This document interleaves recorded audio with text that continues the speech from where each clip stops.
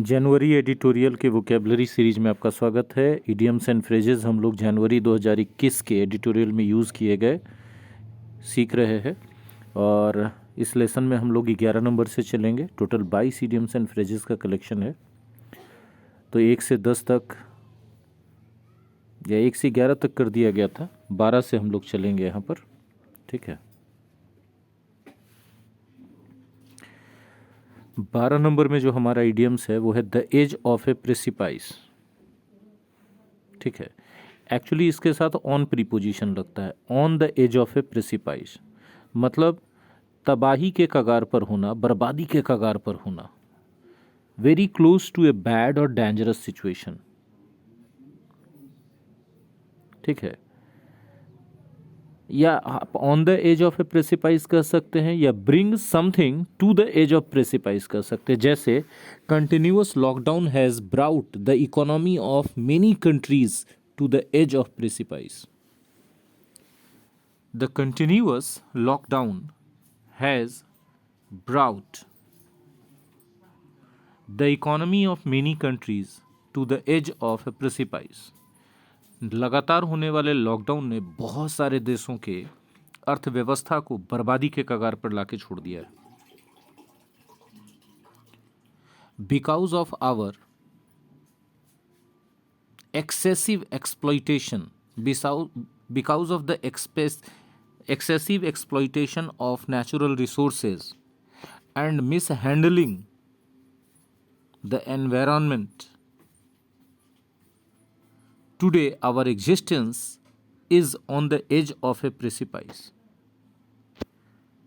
प्राकृतिक संसाधनों के अत्यधिक उपभोग और पर्यावरण के साथ छेड़छाड़ के कारण आज हमारा अस्तित्व खतरे की स्थिति में आ चुका है, बहुत बुरी स्थिति में आ चुका है। नेक्स्ट है डिजास्टर स्ट्रक। डिजास्टर स्ट्रक का मतलब होता है आपदा से पीड़ित। The whole world is disaster struck because of this covid. अगला है shed light. Shed light on something का मतलब होता है कोई चीज़ पर प्रकाश डालना।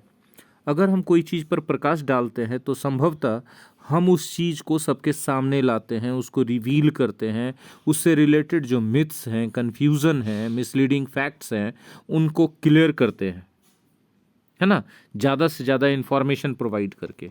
इसीलिए शेड लाइट ऑन समथिंग का मतलब होता है रिवील इंफॉर्मेशन और डिटेल्स अबाउट समथिंग। नेक्स्ट है woke from the slumber. Woke from the slumber का मतलब होता है कि नींद से जागना। नींद से जागना का मतलब फिगरेटिव सेंस में बोल सकते हैं जागरूक होना, निष्क्रियता त्याग कर सक्रिय हो जाना। ठीक है, this corona has shown us the mirror. इस कोरोना ने हम लोगों को आईना दिखा दिया है। We have done a lot of wrong things with nature. हम लोगों ने प्रकृति के साथ बहुत बुरा किया है। Now it is time for us to wake from the slumber and take right decision.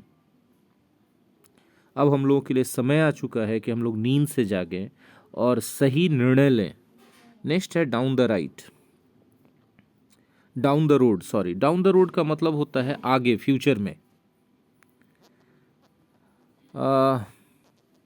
I personally can't see any solution to this pandemic down the road until unless we improve our habits, means lifestyle, and we give up our habit of tampering with nature for our benefits.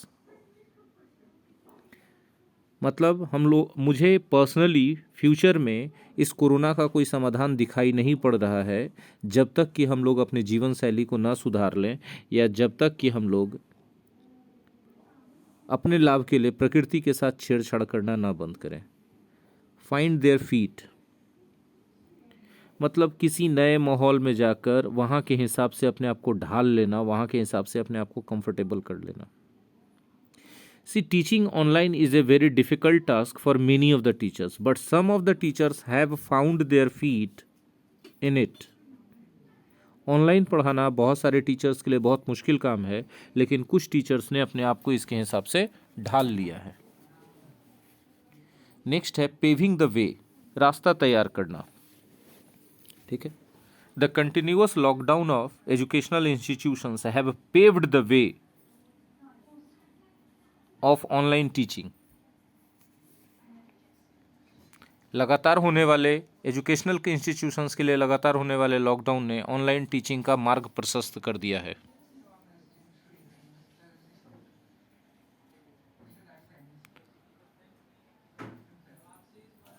Next है हमारा throw the baby out with the bath water.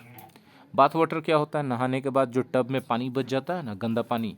Bath tub में जब लोग नहाते हैं तो पानी शरीर से निकलने वाला बाथ टब में ही रहता गंदा, उसको तो बाहर फेंका जाता है, या तो लगातार उसमें उसका वो टोंटी खोल देते हैं, बाहर बह जाता है कुछ भी।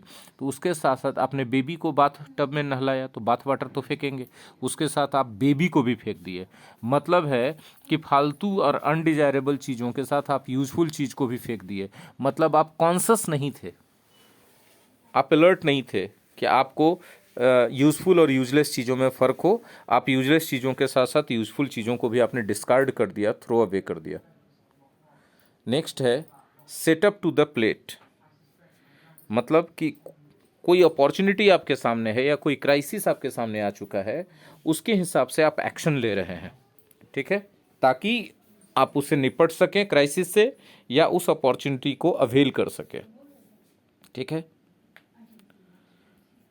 मतलब आपदा में अवसर तलाशना। Step up to the plate का मतलब, step up to the plate का मतलब आपदा में अवसर तलाशना। ठीक है, in near future I can't see any solution to this pandemic, so we have step up to the plate and try to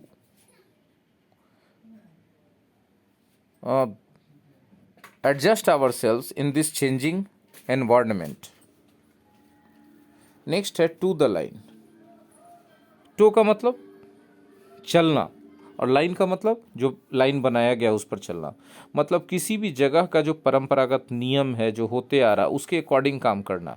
यहाँ एक बात का ध्यान रखना चाहिए कि इस इडियम्स का उपयोग करते समय ये बात ध्यान रखना चाहिए कि संदर्भ से ये पता चले कि उन नियम कानून जो पहले से सेट किए गए हैं उनको पालन करने का मन नहीं है या उसमें कंफर्टेबल नहीं है पालन करने वाला, तब इस टू द लाइन का यूज़ करते हैं। फिर है tie up the loose ends.